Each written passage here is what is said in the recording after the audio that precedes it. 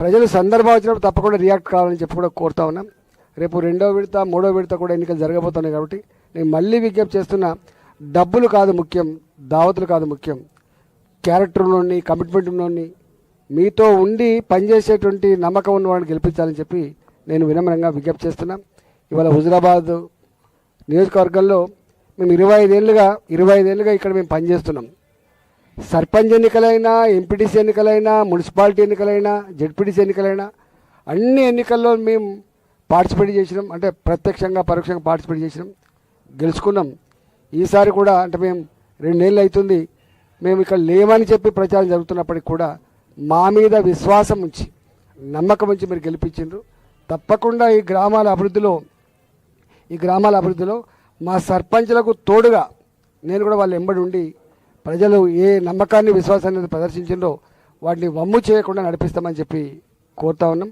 గెలిపించిన ప్రజానికానికి వాళ్ళకు ధన్యవాదాలు తెలియజేస్తూ, మరీ ముఖ్యంగా ఇవాళ కమలాపూర్ గ్రామం 2001 కోట్ల రూపాయలు ఖర్చు పెట్టిండ్రు.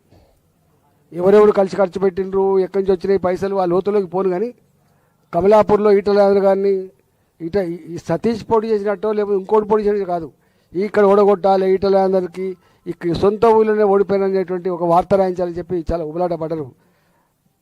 దాన్ని తొక్కి పడేసి ఇవాళ కమలాపూర్ గ్రామ ప్రజలు మళ్ళీ ధర్మాన్ని న్యాయాన్ని నిలిపినందుకు, ఒక గరీబ్ బిడ్డను గెలిపించినందుకు వారికి శిరస్సు వంచి నమస్కరిస్తున్నా.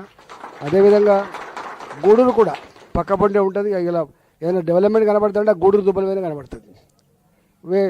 పిచ్చి కుక్క లెక్క మాట్లాడి కొంతమంది అయితే ఏం చేసిండ్రు ఈటలనాయర్ గారు, ఎట్లా అయింది ఈటలనాయర్ గారు. మరి కేసీఆర్ అంతటా ఉన్నాడు ముఖ్యమంత్రి, ఎందుకో వేరే కాన్స్టిట్యూన్సీలు కాకపోయా. లోకల్గా ఉండేటువంటి నాయకుడు ఆయన యొక్క కమిట్మెంటు, ఆయన ఆరాటం మీద ఆధారపడి డెవలప్మెంట్ వస్తుంది తప్ప ముఖ్యమంత్రి వచ్చి అన్ని కాన్స్టిట్యూన్సీలు డెవలప్ చేసినా ఉండదు అనే జ్ఞానం కూడా లేదు. ఇవాళ ఆ దుబ్బల మీద కనబడి ఉంటే అవన్నీ ఇవాళ గూడూరు ప్రజానికం గొప్ప మెజార్టీతో గెలిపించింది, చాలా గొప్ప మెజార్టీతో గెలిపించిండ్రు. మిగతా కూడా అక్కడక్కడ మేము సరే ఒక్క ఓటుతో 2 ఓటుతో పోయినప్పటికీ కూడా మా వాళ్ళు గొప్ప కొట్లాడినరు. ఇవాళ నువ్వా నేను అన్నట్టు మాత్రం నిలబడగలిగినరు.